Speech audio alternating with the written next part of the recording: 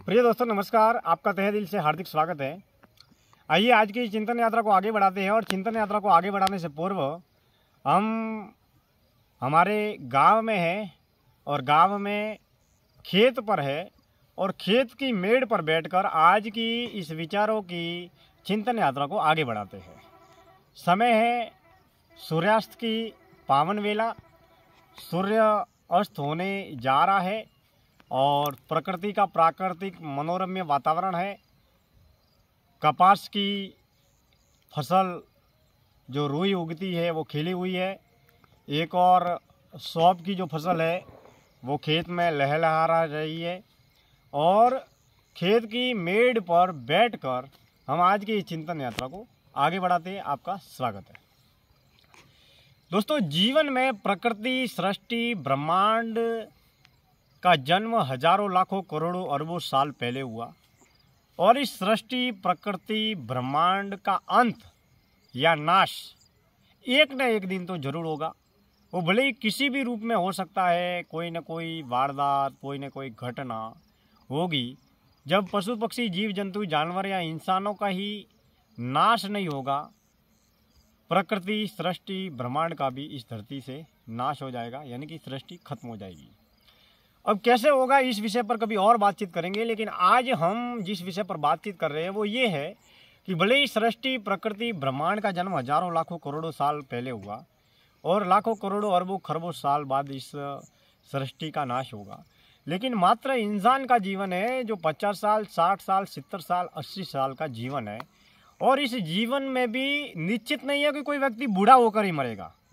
कोई व्यक्ति जवान भी मर सकता है, कोई व्यक्ति जन्म लेते ही मर सकता है, कोई बचपन में भी मर सकता है और कभी भी कहीं भी किसी भी रूप में आदमी की मौत हो सकती है। उस व्यक्ति को मालूम नहीं है कि उस व्यक्ति की मौत कैसे होगी। ये अभी मैं यहाँ पर बोल रहा हूँ और एक क्षण भर बाद या पलक झपकते ही मेरी मौत अगर लिखी है तो मेरी मौत हो सकती है। अब हम जिस महत्वपूर्ण चिंतन का बातचीत कर रहे हैं वो ये है कि जन्म से लेकर मरण तक, मान लीजिए हमारी 50 साल की उम्र हो, 60 साल की उम्र हो, 70 साल की उम्र हो, या किसी दौर में इंसान की 100 साल की उम्र होती थी, लेकिन आज नहीं होती है। आज 100 साल की उम्र मात्र 50 साल, 60 साल, 70 साल, 80 साल तक सिमट कर रह गई है। यानी कि इंसान की जो शारीरिक गति है वो भले ही बहुत ही कम हो चुकी है। भले ही बौद्धिक तल पर, विज्ञान के तल पर, विचारों के तल पर, सोचने समझने के तल पर इंसान ने बहुत बड़ी तरक्की कर ली है। बौद्धिकता के तल पर, वैज्ञानिकता के तल पर इंसान ने बहुत बड़ी तरक्की कर ली है। विलासिता के तल पर, वैभव के तल पर भले ही इंसान ने बहुत बड़ी तरक्की कर ली है, लेकिन आज भी इंसान सत्य की खोज में, ईश्वर की खोज में, परमपिता परमात्मा की खोज में धीरे धीरे बिछड़ता चला जा रहा है। अब महत्वपूर्ण विषय ये है कि हमारा जन्म एक अनिश्चित घटना है। हमारे कहने से या हमारे मांगने से या हमारे बोलने से जन्म नहीं हुआ है। जैसे मान लीजिए आपको किसी ने चॉइस दी कि आपको दूध पीना है, पानी पीना है, शरबत पीना है, क्या पीना है, चाय पीनी है, तो आप चॉइस करेंगे कि मेरे को दूध पीना है, चाय पीना है, शरबत पीना है। इसी तरीके से आपकी चॉइस के अनुसार आपको मेहमान नवाजी होगी कि आप दूध पीना चाहते हो तो दूध पिए आपको देंगे, पानी पीना चाहते हो तो पानी पिएंगे और चाय पीना चाहते हो तो आपको चाय देंगे। तो जन्म के मामले में ऐसा कुछ भी नहीं है, क्योंकि हमारा जन्म होने के बाद में 5-6 साल के बाद में हमको जीवन का बोध होता है कि जीवन ये है, जीवन ऐसा है। जिस घर परिवार में हम जन्म लेते हैं उसी के अनुसार हमारा परिवेश होता है, वैसे ही हमारे संस्कार बनते हैं और इस तरीके से हम आगे बढ़ते हैं। तो जन्म होने के बाद में हमको पता चलता है कि हमारा ये जन्म हुआ है और इस जन्म के बाद में हम अन्य पशु पक्षी, जीव जंतु, जानवरों से परिचित होते हैं। तो जन्म के विषय में महत्वपूर्ण बात यह है कि जन्म हमारी चॉइस के हिसाब से, हमारी इच्छा के अनुसार नहीं मिलता है। जब भी जन्म होता है तब हमें हमारे जन्म के बारे में मालूम ही नहीं होता, क्योंकि हमारे जीवन के बारे में हमारी बुद्धि, मन, बुद्धि, विचार कोई ये बोध ही नहीं होता, क्योंकि हम इतने परिपक्व नहीं होते, हमारी सोच इतनी परिपक्व नहीं होती। लेकिन जैसे ही 5 साल, 8 साल, 10 साल के बाद में जैसे ही हम बड़े होते हैं तो सारी सोच समझ परिपक्व होती है, हम अपने जीवन के बारे में सोचने लगते हैं। अब महत्वपूर्ण विषय ये आता है कि जन्म से लेकर मरण तक हजारों लाखों करोड़ों लोग गांव में और शहर में हर रोज हजारों लाखों लोग मर रहे हैं और हजारों लाखों लोग हर रोज पैदा हो रहे हैं।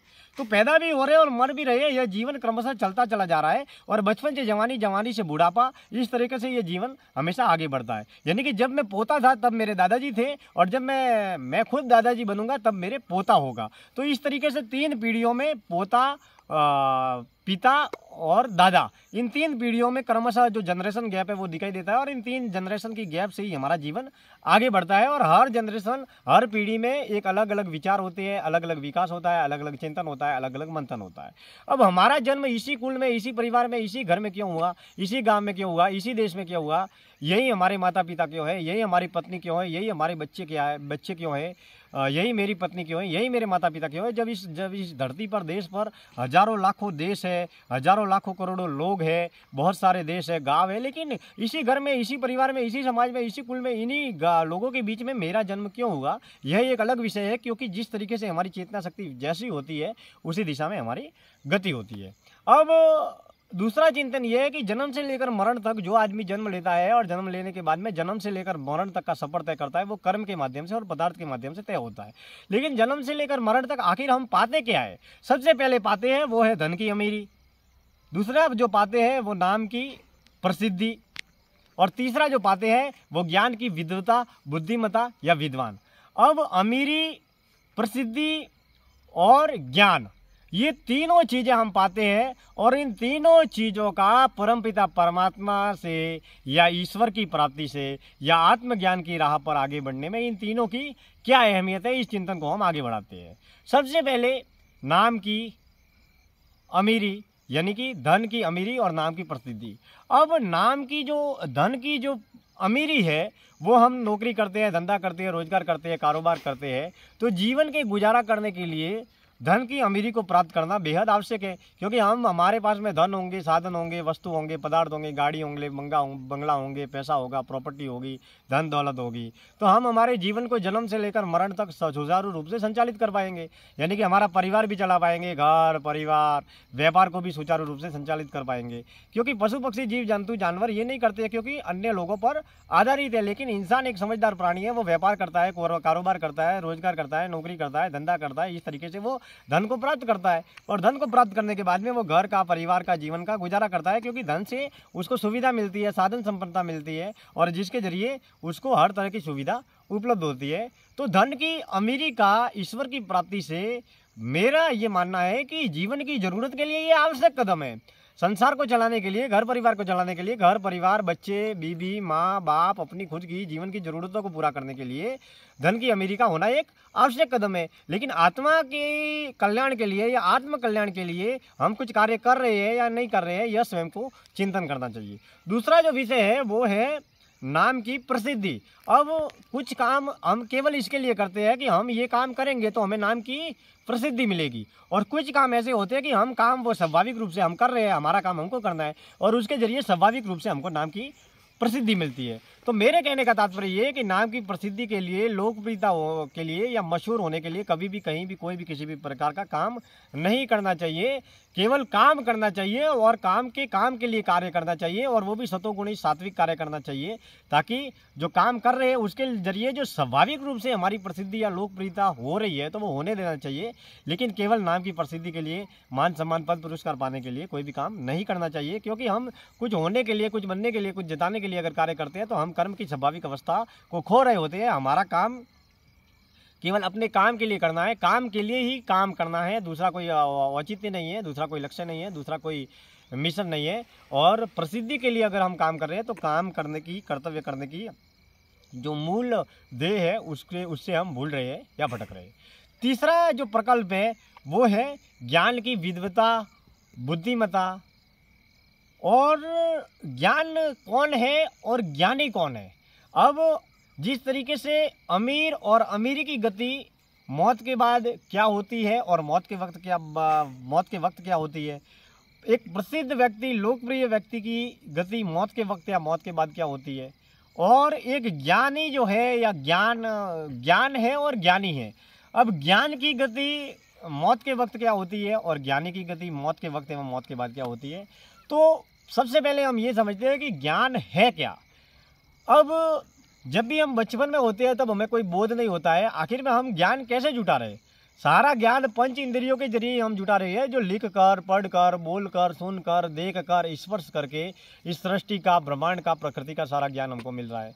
अब जो ज्ञान हमको मिल रहा है, जैसे मान लीजिए कोई व्यापार करने का है, मान लीजिए किसी को मेडिकल की दुकान करनी है, मेडिकल की दुकान खोलनी है, तो उसे मेडिकल की दुकान का नॉलेज, अनुभव, एक्सपीरियंस और अनुभव दोनों चीज़ें होनी चाहिए।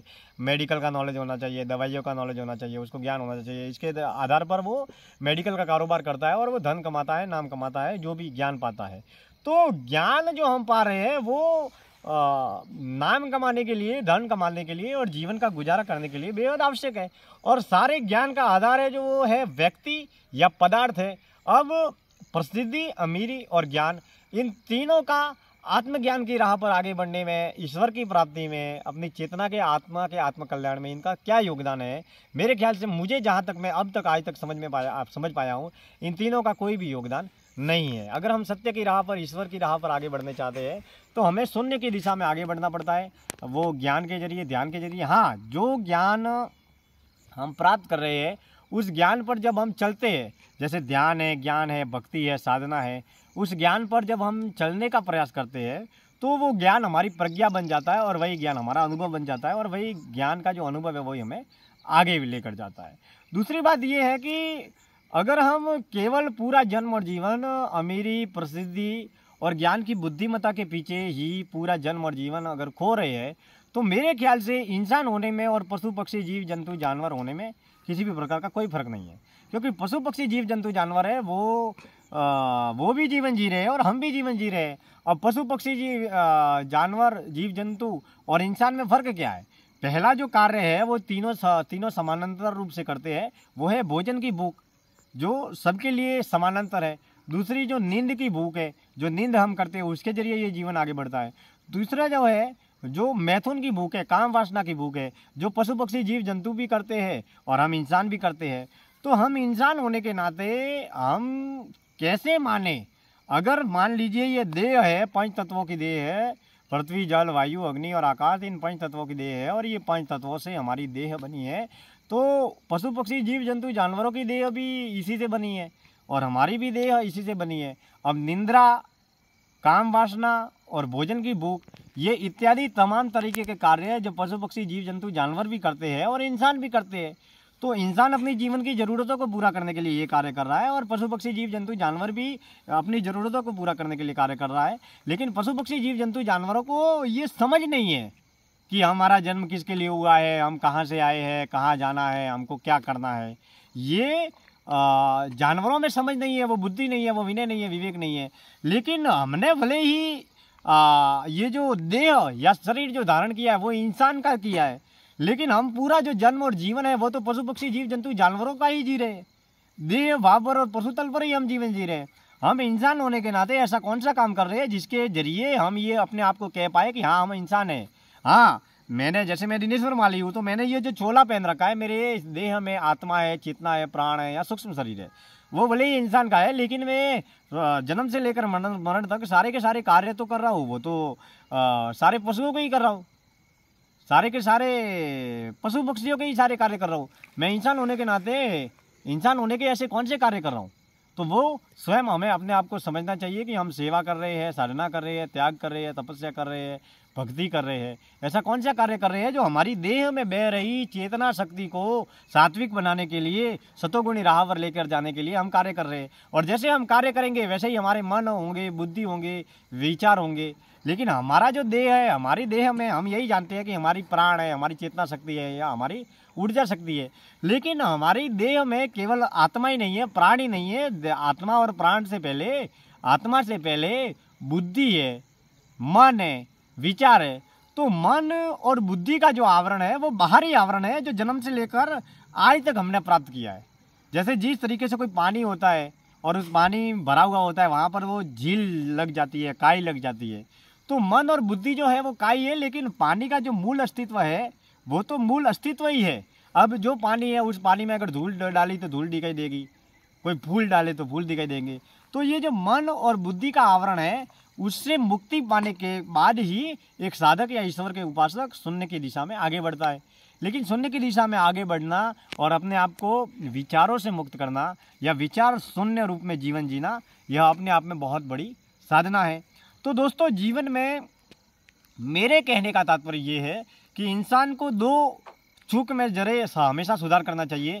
पहला है क्रोध, गुस्सा, जिसके जरिए वो बहुत सारे अपराध करता है, गलत कार्य करता है और गुस्से में आकर कई तरह की वारदातें करता है, वाणी के अपराध, विचारों के अपराध, कर्म के अपराध करता है। तो सबसे पहले हर व्यक्ति को अपने गुस्से पर नियंत्रण लाना चाहिए। किसी भी रूप में गुस्से पर नियंत्रण लाना तो दूर की बात है, मैं तो ये कहता हूँ कि कैसी भी स्थिति, कैसी भी हालत, कैसी भी परिस्थिति में गुस्से का जन्म ही नहीं होना चाहिए। ऐसा एक ईश्वर के उपासक या साधक को अपने इस दिशा में आगे बढ़ना चाहिए। पहला, गुस्से की भूख, क्रोध पर कंट्रोल होना चाहिए।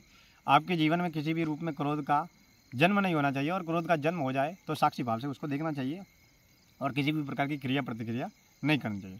दूसरा जो है वो है काम वासना की भूख, क्योंकि वासना एक ऐसी चीज़ है जो एक जलती हुई आग है।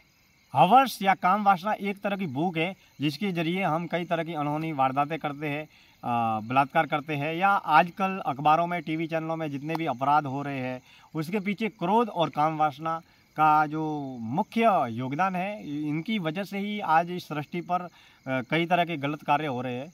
तो हर ईश्वर के उपासक को काम वासना से और क्रोध से, दोनों से बचना चाहिए, और दोनों जीवन को आगे बढ़ाने के लिए काम वासना बेहद ज़रूरी है, लेकिन काम वासना का उपयोग वहीं पर करना चाहिए जो जीवन को आगे बढ़ाने के लिए या जीवन के सर्जन के लिए या जीवन की गति देने के लिए आवश्यक है।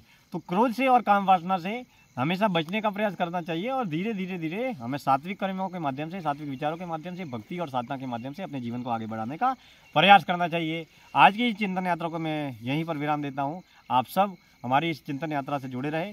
फिलहाल हम करीबन 5 से 7 दिन तक दिवाली के उपलक्ष्य में, नव वर्ष के उपलक्ष्य में आदिवासी, गरीब, वनवासी बच्चों की सेवा के लिए यहाँ पर जन्मभूमि गांव में है, और गांव में हमारा जो खेत है वहाँ पर ये खेत की मेड़ आप देख रहे हैं। वहाँ से आज की इस चिंतन यात्रा को मैं समाप्त करता हूँ। आप हमसे जुड़े रहे और इसी तरीके से हम विचारों की यात्रा को, चिंतन यात्रा को आगे बढ़ाते रहे। आप सबको दीपावली की, नए साल की बहुत बहुत हार्दिक शुभकामनाएं। ईश्वर सबको खुश रखे, प्रसन्न रखे। धन्यवाद।